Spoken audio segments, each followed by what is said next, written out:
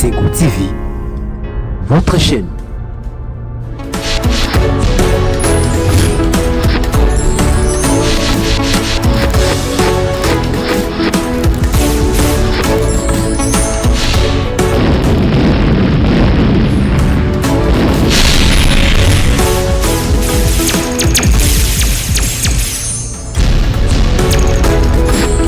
Esengo TV, une chaîne pas comme les autres.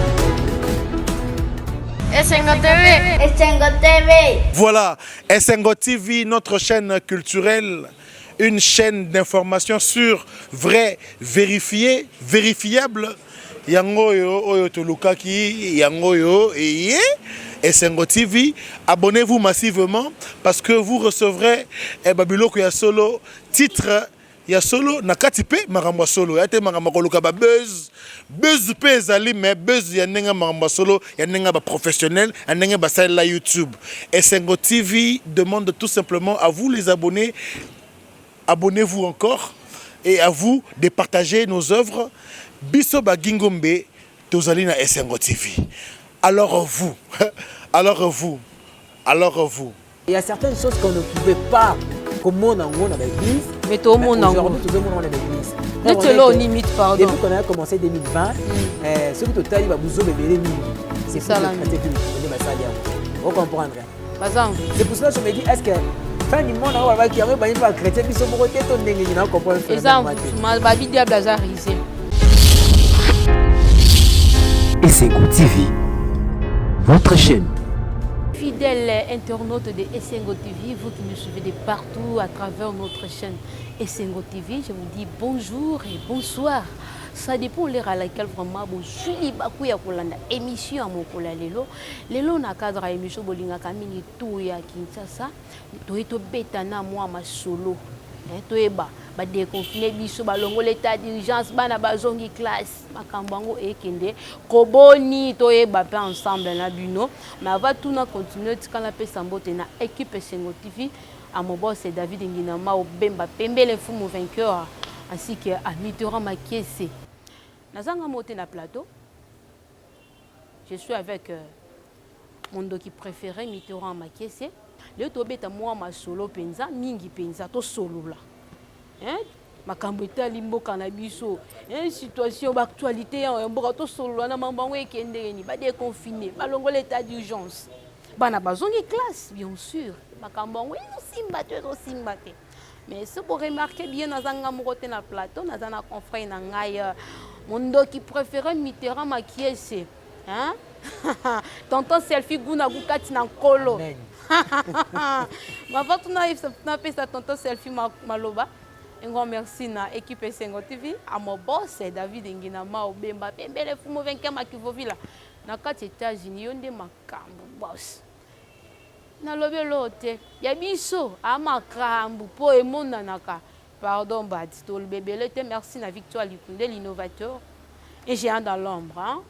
Balobi j'ai derrière lui sur banzambe le grand caméraman azwaka bililingi lokwa na lola merci nayo mbote Mitterrand mbote la plumière à Abbé trop bien habillé mon frère comme d'habitude quoi Mitmac mode Bunda toujours Mitmac yoyebi quoi vous en êtes fiers hein vous en êtes fiers vous allez appeler mutu oyo a yebi oye azali azalaka fier hein soko miyebi ko oyozali donc elo nina longola pa no ezaka morgue uzaka orgueil non je suis pas orgueilleux donc je sais qui je suis orgueil ezaka pona biso baluba baloba ke biso baluba tozaka orgueil mais comment n'est pas tribalisme non tribalisme moni on a biso mi balé na ba Congo kuna liko makambo ki tribalisme Mitterrand oyo lingo bana plateau na yo moko mama mit so moninga bien noir boino lela mapasa mi balé artiste Baptiste mi balé donc ba jouer avec instrument nyonso je te dis so ba oyemba o ba non mais ba tumbi bango na 15 ans voité na kati ya République démocratique du Congo tribalisme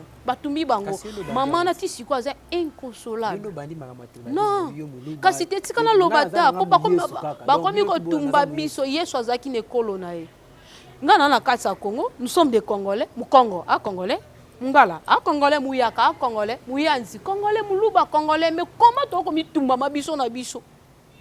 Et ça n'est dit. Ba guerre na bango foot à bango. Ti ya guerre ti.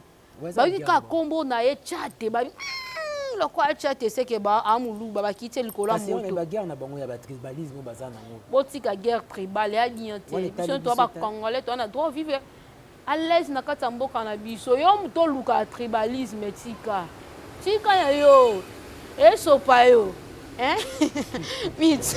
Esopa ye atika. En tout cas, tous ba congolais. Tu as le droit à revivre n'importe quel Sikao et surtout si je suis au Congo. Vraiment. Donc, normalement, frontière ni au traverser parce que nous sommes tous les Congolais. J'ai le droit de vivre et si tant que je suis dans mon pays. Donc, balu ba ko intimider ngate baswali ba ko intimider ngate ba kongo ba ko intimider ngate o banani o ba chilele so ba chilele ba ko intimider ngate parce que nous sommes tous des Congolais. Quand je suis dans le territoire congolais, je suis congolais. Voilà. Mitboni. Église des Ozonga Kalatia wa. L'église de Mino Bosombi d'aba Makaro. Bon, merci beaucoup Abbé. Nengo Lobaki dans l'introduction, on a toujours le Makambo, ce qui s'est passé actuellement dans la ville province de Kinshasa. En ce qui concerne déconfinement total, il y a ville province de Kinshasa. Levé à état d'urgence au chef de l'État. À Salaki. Le Oyo et Boti Makambo belé. Apparemment, malade, on était il sous la COP. C'est ça, il y a un autre déjà la COP, on a déjà pasteur, il faut retirer les dîmes, les MPSA, il faut retirer les dîmes, les francs, les Tigo Cash, Orange Money, via les comptes bancaires en tout cas. Kalaté, format de ressources, on a gel désinfectant prophétique. Il y a déjà, mais le mec on m'a entendu parce que nous avons fait la flamme, on a trotté. Moi, je suis la banque exatée. Pour ces motivations, moi, je Nicolo, Baba Combo, na banque awa, bon flamme. Et ça, ça c'est. Makamoko, Italie, l'église, et ça là vraiment un moko passé. Parce que ce qui totalise, tout ce qui se passe actuellement, moi je me dis, tout ça en plein bouleversement spirituel, si je peux le dire ainsi. Ouais. Comment ça? Spirituel dans le sens nini. Il y a certaines choses qu'on ne pouvait pas, comme on a l'église. Mais tout le monde aujourd'hui, tout le monde a l'église. Depuis qu'on a commencé 2020, ce qui totalise, c'est plus le chrétien qui est vous comprendre. C'est pour cela que je me dis, est-ce que fin du monde qui a chrétien qui sont mortés ton n'engagement comprendre mais pour dire que Makambo ce qui s'est passé dans l'église dans l'histoire de l'eau en tout cas des fois et ça moi bien et ça moi passé comme on a hein et là quoi n'engagement des qui s'est passé autour de awa déconfinement d'église lelo on a Kinshasa je vous dis il y a certaines églises où comme côté ba macaron il y a participé dans le culte oyodingi. Il y a solo. Mais je t'informe. Comment on macaron? Kasi on a peine tourner qui on église et nous quitter. On participer dans nini. Maman, vous savez. Vous savez, Babylone tout le monde a encore té kaka na kibo moto boy. Vous comprenez? Parce que ça c'est l'œuvre de Dieu. Yam ça nzambe. Même si c'est pour respecter les gestes et barrières, est-ce qu'il faut faire payer les gens les macarons? L'église, maman, je n'ai pas les terres autant avec l'église, mais à la Kinshasa, l'église est Ali. Tu as des preuves? J'ai des preuves. Est-ce que moi je peux venir devant cette caméra là, le Bamakamoun, on a profité? Il n'y a pas que ça, c'est un TV chaîne état la maman cache. Oh, hein, babi, ce Mikolo, tu es un qui n'est pas la fière aux abonnés. Je sais ce que je suis. Vous comprenez? Oui. Et puis, je ne viens pas devant la caméra pour inventer des histoires. Mais je dis ce qui est. Par rapport à une besoin dans l'église, on va y venir. Pendant que on baisse dans le capot, ils ont faire avancer le monde. Imaginez une moitié de ma 40 contre l'église. Bon, peut-être un peu bâtir l'église pour te payer un bon côté à Kouné. Sérieux. L'église n'y va pas t'es bon, l'église va t'avoir à côté à Kouné. L'église n'y est Mitterrand. Et ça, la stratégie, comme ça, fidèle mongo, mais ça va stratégie. Je crois que. Et ça, vraiment, la montée. Comme ce que Mikolo, Toto, ça va passer, ma casse, les Kanzamboye, bien. On a bino, hein. Pasteur a colia, mais ndak na bino la linda. Mais yo aussi mon numéro ko la on a la charge. On a la charge à dégâts. Next macaron on so maté. Si réellement c'est pour respecter les gestes et barrières, il y a 1001 solutions pour que vous respectez juste les barrières. Vous comprenez? Ce n'est pas en donnant les macarons que les gens vont respecter. Ça l'appelle choix il y a kilt au Yolingo. Non. Et ça kilt, ça tu 20h. Non, imaginez. Tu 20h. Imaginez. Vous Kilt. savez, il y a des choses qui ne se passent pas dans notre pays des fois.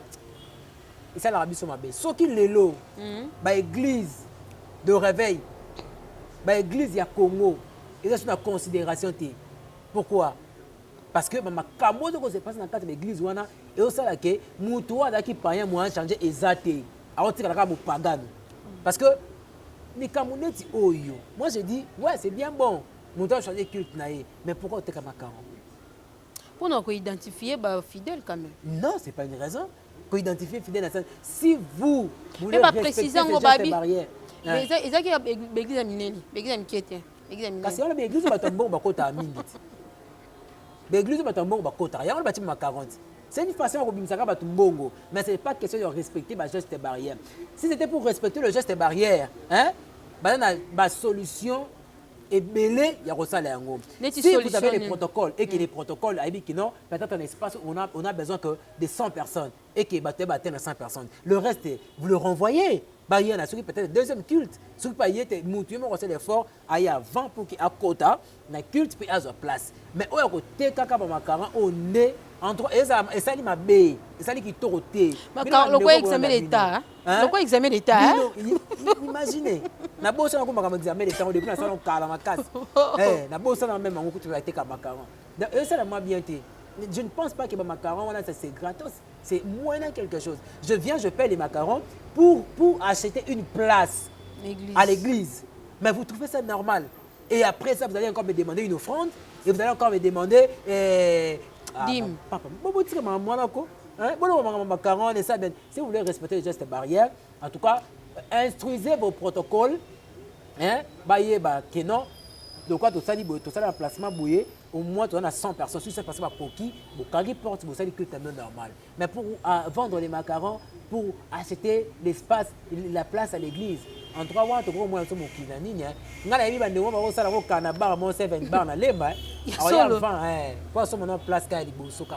DJ, mais c'est comme ça l'église. Oui, et place à VIP une église qui nous a été macarons, il y a $20, il y a $30, il y a $50. Donc on a macarons à $500. Au suivant œuvre en Zambie. Et comme les ventes aux enchères. C'est comme ça. On a bon macarons on a $100,000. Nous sommes bien dans 200,000. Nous sommes dans donc il y a vraiment 100,000, 200,000, nous respectons l'église. C'est pas question de respecter, mais ça va qui nous demande ma bé. Ce qu'on a pas une idée wana. Papa ndeko na ngapé sibino idée wana. Ba église na minya na boande je na koki na ngapé otanga komo mais na boyaka na mafute mato déjà. Pour macarons ba ça les a bien té. Sérieux. Sérieux, si vous vendez les macarons peut-être à $100 par exemple, ne pensez pas que dans vos églises tous vos fidèles sont des riches. Je ne pense pas. Il y a de ceux-là qui viennent juste pour la parole de Dieu, qui écoutent la parole de Dieu, qui ne sont pas encore riches comme vous autres. Il n'a pas assez d'argent pour acheter des macarons. Donc, il n'a pas droit à participer à la culte. Il doit rester à la maison, prier avec vous sur Facebook, sur un... Ah, boniboui. Boniboui. Ah, pasteur, ça m'a bien, non, c'est pas la bibliothèque. Mais mon pas pasteur. Tant selfie guna go katina kolo ba bilelo nde makambu bongo te bobongisa eza tourna biso to epona ko loba Esengo TV za pona ko informer to flatter mutu te hein parce que sal mabe en tout cas tozo ici on angela po to ena kitsaka tsaka to la musa check c'est pas pareil donc toi nemo te quoi tourno de le ka ki oza no tourna biso tika to sa musala mit lelo bana nyoso bazongi classe primaire hein. 6e primaire, humanité. Dans le degré terminal, si je peux dire ça. Oui, le chef de l'État, c'est là qui descend, il gombe, il kin donc à tambola, qui mo kengeli. Mais bon, on est tout cas qui classe, on est singotem. Si tu es 6e primaire. Bah, on a balongona déjà elengantique. Ce qui penda de tali na nenga makamodo kena. Pour sa classe déjà, bah na basila qui déjà. Parce que tant qu'on va laisser quand les 2 juillet déjà on va parler, bah la 6e primaire on a déjà tout que bah degré par degré hein. Donc quand université secondaire et tout on a degré primaire. Bah na 6e on a babi que déjà les 2 juillet déjà bantique déjà quand marango vraiment OK fiki. Eleni wana déjà fiki de la sous ça là kaka. Mais peut-être mais quand on Lucas fait là, toi était là. Je termine la fois. Il y a soutien. Donc était là non. Était là sous. Et comment ne pas kuzu? Et quand on va lire ma kermesse à déjà. Donc tout ça n'ga sonné comme zemina bota comment passer à kermesse à quel on a fikina. Je disais bah déjà balongoli est l'enyantique. Parce que si vous allez vérifier même dans la classe vous serez dans ba cours, tu verras que moral la bana penza exacté. Parce que les enfants n'ont pas bien étudié. Tu vois, pendant ce temps, il y a confinement. Je l'avais dit autrefois. Pour français, c'est vraiment ming.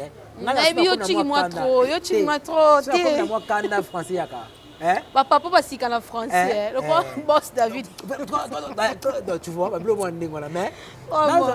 n'a pas internet bien.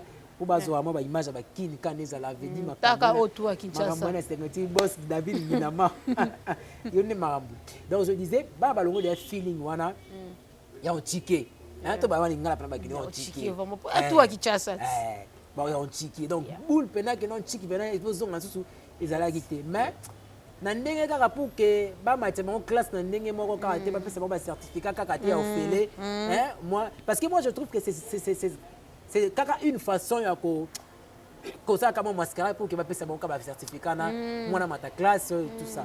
Mais dans la réalité cette année devrait être une année blanche. Vous comprendre?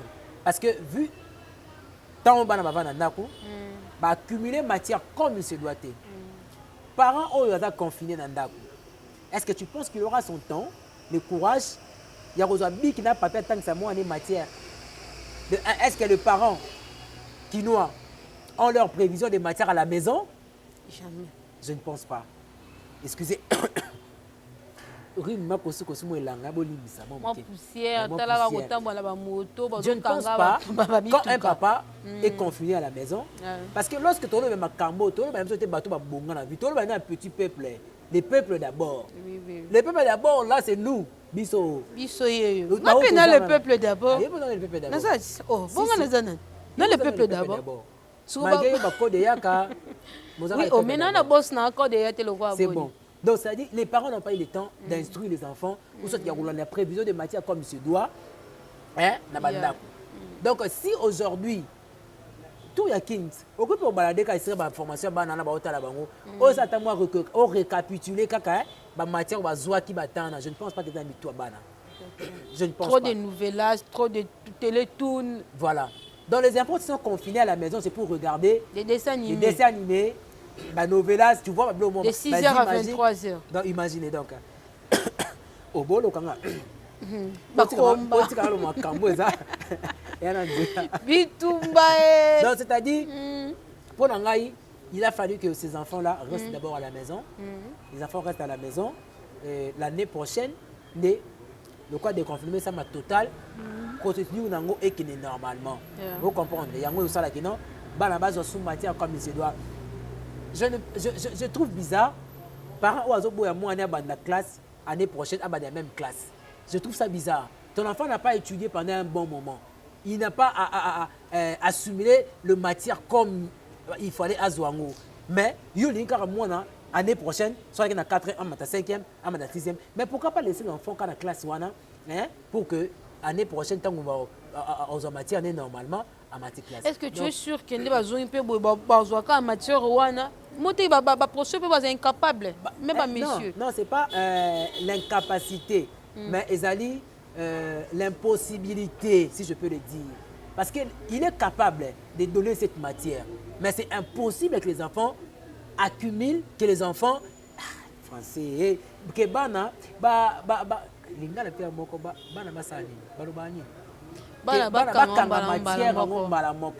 moi je suis enseignant, je sais ce que je dis. Ah. Sérieux. Avec les enfants, c'est très difficile pour que une matière écoute directement. C'est pour ça qu'on fait des fois de révision. on fait, je me rappelle ma fiche de production, on appelait ça le prérequis. C'est-à-dire, tu dois rentrer ma révision, revenu sur ce que tu as enseigné hier ou la fois passée pour que moi, à se rappeler encore. Parce que les enfants congolais n'ont pas la culture, il y a tanga. Vous comprenez? N'ont pas vraiment cette culture-là.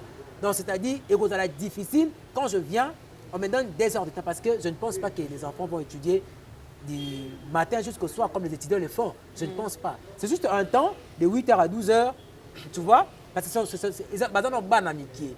Donc, il faut savoir un temps. Ce qu'on attend, on a subi au confiné, au tien, les enfants, comme ma philosophe embrayé, si je peux le dire ainsi. Ma philosophe embrayé. Parce que au linga, au peu, ça va matière et bien la temps qui est aussi matière.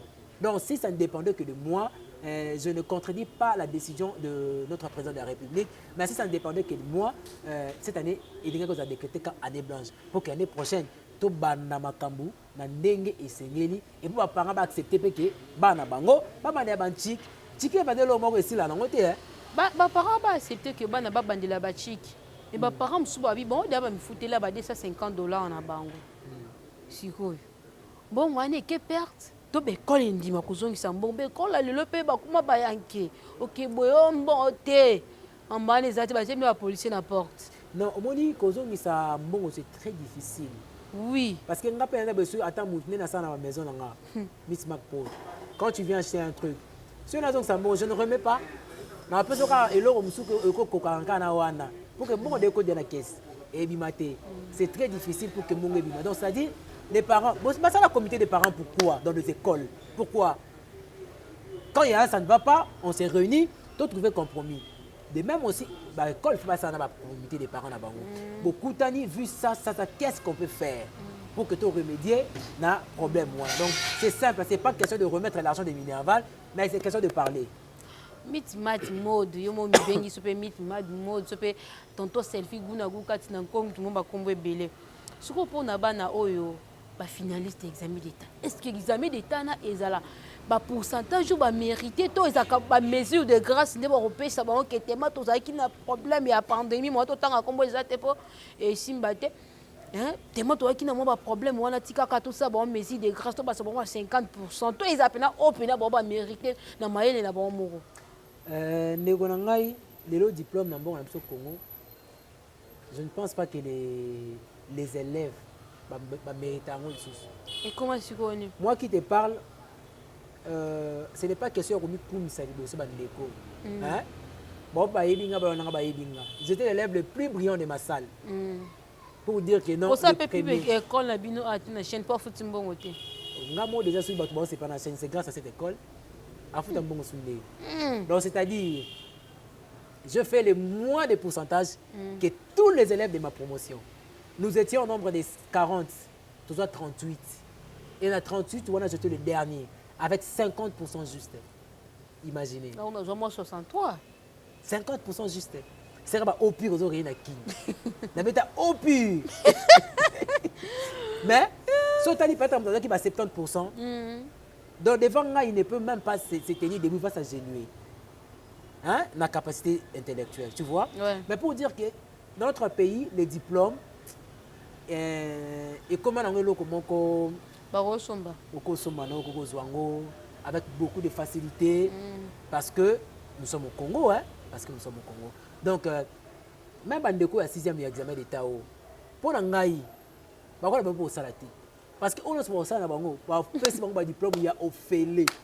Donc pour la grâce président grâce à bango habitant, ça va degré degré terminal.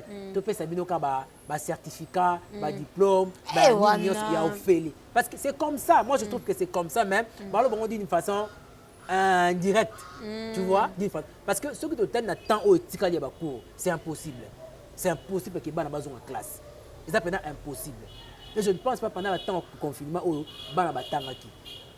Même si les gens na ba chaîne biso awa local en tout cas, na ba otanga ba comme pour yoyebi. To fula ba ngote. Yoyebi. Buzoba na buzoba. Vous enseignez comme si tous en non.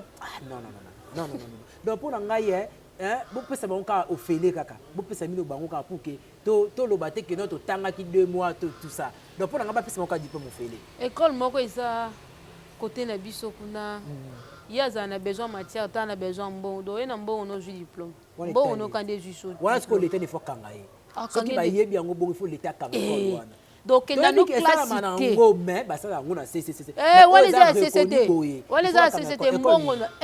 Na fula ye a pied combien question fou les athées mais question de tout va être candidat. Je l'ai dans option privée. En pleine émission dans le matin à soit succès. Mais ce sont des écoles où il faut to kangango parce que ils vendent image à bien ti mboka. OK. Merci beaucoup Anezaki Wabino Abela Première. Hein?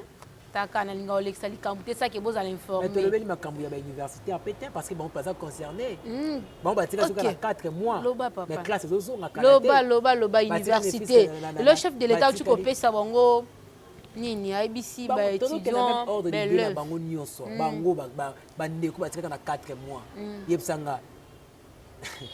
Kasi bon mataka ba classe ka bongo ba mata première session mo nyonso bon mata bo kele ma première session bon mata bo fulu ba tout bo kele bo zo kaka ba licence ba zo bon il c'est besoin et comment on appelle au mot pe ka cop comment on peut ka ba cop ka bo zo tali ba pe na marché d'emploi boye ilo eza pété ilo eza te mu pied ba étudiant ba zo défendre ba blo na bango mais bo zo ka président appelle ça bon ka merci beaucoup président na ndenge au lever état d'urgence au vraiment ba étudiant bazonga basala batanga basisa basala ba session na bango basala ba camion ce sengeli basala mais pour nga na moza lonka ndi ba pesa moko ba diplôme officiel na mo mte me simbo te ami to na kanda non na kanda te na kanda contre chef de l'état ba bomo OK to comme na suka vraiment mite mot de la fin pas bande copé nyepte so boka kaka yo lo baki boka shuma banga. Merci beaucoup na bande ngono sur Sengo TV. Je crois que bo c'est pour la mikono Sengo TV parce que tout ça le même à moi bien. Bon c'est que la mini merci pour les abonnés ba comme suko mata pour vous comprendre que j'ai bien un Sengo bon on va ko sa bino ouais tourna biso tourna biso comprendre donc journaliste anti buzo banti santé c'est mitara makesi naka ngamo na internet mobimba luka o monate bon to ba kota ba bimanga de kana tikai donc si tu veux être journaliste anti buzo ba nazana associé na ngai je dis merci beaucoup à mon ami Sacré Sanctifié depuis Soudaf un artiste un bon chanteur des gars soit qui non ça m'a bien ma casse à Ramsey Chimanga depuis Canada Toronto donc biso Kinshasa va déconfiner biso officiellement hein le 15 même si on va pas déconfiner hein oui c'est na Ramsey Chimanga na Chris 4 ayoki merci beaucoup à mon ami Pierre Benet l'international un journaliste aussi intelligent na Kin Lartus na République démocratique du Congo merci à toi Pierre Benet merci beaucoup à Nani Sunabouaka. Il y a un soutien. Vous êtes aux États-Unis, soigné. Les États-Unis, bébé, vous êtes à Boston.